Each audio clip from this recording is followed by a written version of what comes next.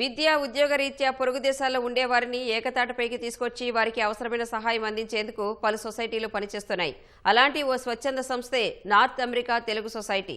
ఉత్తర అమెరికాలో ఉండే తెలుగువారిని ఒకచోట చేర్చి మన సంస్కృతి సంప్రదాయ వేడుకలను భవిష్యత్తు తరాలకు అందించడంతో పాటు కష్టం వస్తే మేమున్నాం అని చేయూతను అందించే ప్రయత్నం చేస్తోంది. అమెరికాలో ఉండేవారికి నాట్స్ నుంచి అందుతున్న సహాయం ఏంటి? ఈ సొసైటీలో సభ్యులు అవ్వాలంటే ఏం చేయాలి? అమెరికాలో ఉండి సమస్యలో చిక్కుకున్న విద్యార్థుల సహాయం కోసం ఎవరిని సంప్రదించాలి అనే అంశాలపై నాట్స్ అధ్యక్షుడు ప్రశాంత్తో ఈటీవీ ముఖాముఖి.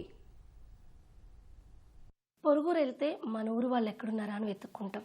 మరి పరాయి దేశం వెళ్తే అక్కడ అంతే కదా, మన వాళ్ళు ఎక్కడున్నారు, వాళ్ళకి వీలైనంత సహాయం మన వైపు నుంచి అందిద్దాం, లేదా వాళ్ళ నుంచి మనకు కావాల్సిన సహాయం తీసుకోవడానికి ఇలా ఒక గ్రూప్గా ఫామ్ అవడం అనేది ఎప్పుడూ చూస్తూనే ఉంటాం. అలాంటిదే ఒక group NATS, North America Telugu Association. దీనికి సంబంధించిన చైర్మన్ ప్రస్తుతం మనతో ఉన్నారు. ప్రశాంత్ గారిని అడిగి తెలుసుకుందాం అసలు నాట్స్ ఎలా పనిచేస్తుంది, ఇక్కడ నుంచి ప్రత్యేకంగా వెళ్ళేటువంటి విద్యార్థులకి ఏమైనా నాట్స్ నుంచి సహాయం అందిస్తున్నారా, ఆ వివరాలు ఆయన అడిగి తెలుసుకుందాం. నమస్తే సార్. నమస్కారం. అమెరికాలో తెలుగు వాళ్ళందరినీ ఒక చోట కలిపే ఈ అసోసియేషన్, దీంట్లో మొత్తం మనం తెలుగు వాళ్ళు ఎంతమంది ఉంటారు మెంబర్స్, అండ్ ఇది అసలు దీని మెయిన్ రీజన్ ఏంటి, అంటే దీని థీమ్ ఏంటి? నాట్స్ మెయిన్ థీమ్ ఏంటంటే అండి, సేవే గమ్యం భాషే రమ్యం. సర్వీస్ చేసుకుంటా ముందుకెళ్ళాలి, మన తెలుగు కల్చర్ని సాంస్కృతిక ఇవన్నీ కూడా ప్రిజర్వ్ చేసుకుంటా నెక్స్ట్ తరాలకు కూడా మనము దాన్ని కంటిన్యూ చేయటమే మెయిన్ ఇదండి. నాట్స్ ఎందుకు ఎస్టాబ్లిష్ అయింది అంటే, తెలుగు వాళ్ళకి అక్కడ యుఎస్లో ఎటువంటి ఆపద వచ్చినా కూడా నాట్స్ ఆర్గనైజేషన్ ముందుండి ఆదుకోవటానికి ఎస్టాబ్లిష్ అయింది. అక్కడున్న మన తెలుగు పిల్లలకి మన సంస్కృతిని అందించడానికి నాట్స్ నుంచి ఏం చేస్తున్నారు? కన్వెన్షన్ ఒకటి చేస్తామండి every 2 years. Convention main purpose ఏంటి అంటే, కన్వెన్షన్లో మన కల్చరల్ ప్రోగ్రామ్స్, లిటరరీ ప్రోగ్రామ్స్ ఇవన్నీ హైలైట్ చేసి Andhra Telangana different types of food items పెట్టడం కానీ, లేకపోతే షోస్ చేపించడం కానీ, అండ్ బ్రేక్అవుట్ సెషన్స్ చేపించడం కానీ, ఇవన్నీ చేసుకుంటా వెళ్ళి మన కల్చర్ని మనము ప్రిజర్వ్ చేసుకుంటా ముందుకు వెళ్తున్నాం. ఫెస్టివల్స్ కూడా అన్ని ఫెస్టివల్స్ ఇర్రెస్పెక్టివ్ ఆఫ్ రిలీజన్ అవి కూడా నాట్స్ చేసుకుంటా వెళ్తుంది. సో ఏమవుతుందంటే, మన ఇంట్లో మనం చేసుకోవచ్చు. ఇట్లా ఒక గ్రూప్గా ఇంతమంది చేస్తే మనకు పిల్లలకు కూడా ఏంటి అంటే ఒక కమ్యూనిటీ ఫీలింగ్ వస్తుందండి. జనరల్గా ఇక్కడ నుంచి అక్కడికి వచ్చే విద్యార్థులు తీసుకోవాల్సిన జాగ్రత్త ఏంటి? ఫస్ట్ వాళ్ళు అక్కడ రెగ్యులేషన్స్ చాలా టైట్గా ఉన్నాయి. చిన్న తప్పు చేసినా కూడా డిపోర్ట్ చేయడానికి రెడీగా ఉన్నారు. ఇక్కడి నుంచి వచ్చేవాళ్ళు ఫస్ట్ కొంత what are the things they should do, they should not do. అంటే for example part time jobs ఉన్నాయి. పార్ట్ టైం జాబ్స్ అనేది స్టూడెంట్స్ చేయకూడదు. అట్లాంటివి అనేది మనం అక్కడికి వెళ్ళి పార్ట్ టైం జాబ్ చేసుకుని మన బేసిక్ లివింగ్కి హెల్ప్ అవుతుందో, లేకపోతే ఫీజులు కట్టుకోవడం, అవన్నీ అయితే ముందల నెక్స్ట్ 2 years 4 years ఇంపాసిబుల్ అండి. ఇవన్నీ కొద్దిగా జాగ్రత్తగా ఆలోచించుకొని చేసుకోవాలి. అదే కాకుండా కొంతమందికి తెలవకుండా చాలా వీడియోలో చూస్తూ ఉన్నాం, థెఫ్ట్ జరుగుతుంది అంటే మన స్టోర్స్లోకి వెళ్ళి తీసుకురావటం, అలాంటివి అనేది 100% చేయకూడదు. నెక్స్ట్ డ్రంక్ అండ్ డ్రైవ్ అనేది చేయకూడదు. ఎటువంటి అండర్ ఏజ్ పీపుల్తో చాటింగ్లు కానీ, లేకపోతే అడల్ట్ రిలేటెడ్ చాటింగ్స్ అనేది 100% చేయకూడదు. మనం అక్కడికి వచ్చినప్పుడు ఆ కంట్రీ రూల్స్ని ఫాలో అవ్వాలి. ఆ కంట్రీలో జాగ్రత్తగా ఉన్నంత వరకు మనకి ఎటువంటి ప్రాబ్లం లేదు. ఒక చిన్న తప్పు అయినా కూడా నెక్స్ట్ సెకండ్ వాళ్ళు డిపోర్ట్ చేయడానికి రెడీగా ఉన్నారు. ఆర్థికంగా స్థిరపడి వెళ్ళాలనుకునే వాళ్ళు ఒక రకం, రెండోది నిజంగా అక్కడ చదువుకుంటే బంగారు భవిష్యత్తు ఉంటుందని పేద మధ్యతరగతి వాళ్ళు కూడా ఇటీవల కాలంలో వెళ్ళడానికి ఇష్టపడుతున్నారు. అలాంటి వాళ్ళకి అక్కడ ఎవరైనా స్పాన్సర్స్ని దొరికే అవకాశం ఉంటుందా? మన వైపు నుంచి అలాంటి సహకారం ఏమైనా అందిస్తున్నామా? మన వైపు నుంచి అట్లా స్పాన్సర్షిప్స్ చేయటం అనేది చాలా కష్టం అండి. ఎందుకంటే ఎడ్యుకేషన్ ఈజ్ వెరీ ఎక్స్పెన్సివ్. అంటే ఒక స్టూడెంట్కి చేయటం అంటే ఓకే, కానీ ఇట్లా మల్టిపుల్ స్టూడెంట్స్కి కష్టం అండి. ఆర్గనైజేషన్స్ పరంగా వెరీ వెరీ టఫ్ అండి. ఆర్గనైజేషన్స్లో అసలు అంత డబ్బులు ఉండవండి స్పాన్సర్ చేసే అంత. సరే, అయితే ఇప్పుడు H1B వీసాల మీద చాలా పెద్ద ఇష్యూ అవుతుంది. మన దగ్గర ఈ సీజన్లో పెళ్ళిళ్ళనో ఇంకేదో రీజన్స్తో చాలామంది వచ్చిన వాళ్ళు ఉన్నారు, రాకుండా ఆగిపోయి ఇబ్బంది పడుతున్న వాళ్ళు ఉన్నారు. అసలు ఈ H1B వీసాల సమస్య నిజంగా కనుచూపు మేరల సమయంలో పరిష్కారం అయ్యే అవకాశం ఉందా?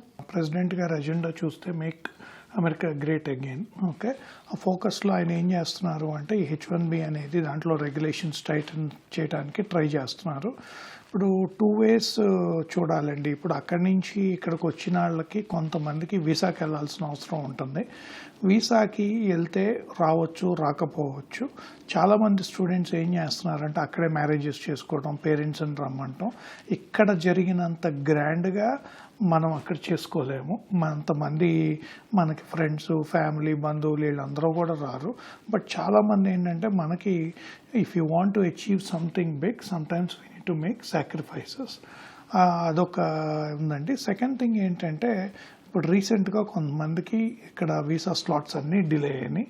That thing I think it's a matter of time and it will be fixed very soon.